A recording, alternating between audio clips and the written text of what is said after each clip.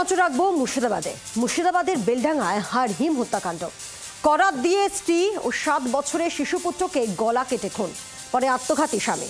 পারিবারিক অশান্তির জেরে এই ঘটনা। অনুমান পুলিশের, কতটা নির্মম হলে নিজের স্ত্রী পুত্রকে কেউ এইভাবে খুন করতে পারে সেটা ভেবেই অবাক হচ্ছেন প্রতিবেশীরা।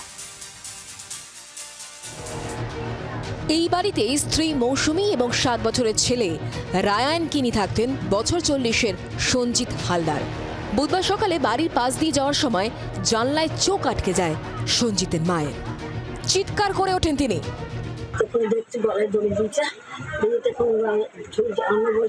বাবা কি করছিস? বাবা দেখুন কথা বলছে না, এই তখন দেখছে গলায় দড়ি দিয়ে বলছি, দেখুন আমার ছেলে বিলকে ডাকছে, কে কোথায় আছে রে বাবা? এটা ভাই গলায় দড়ি দিচ্ছে রে।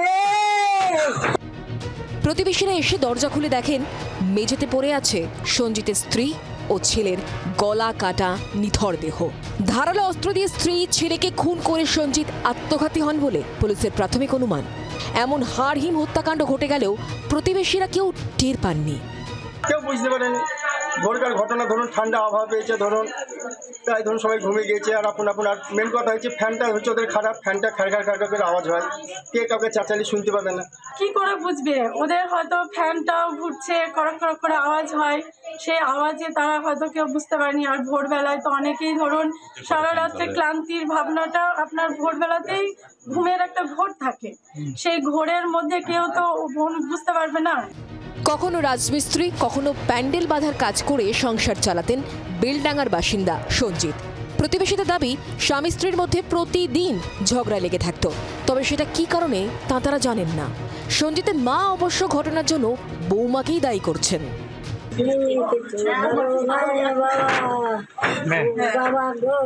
মেয়ের জন্য হয়েছে তো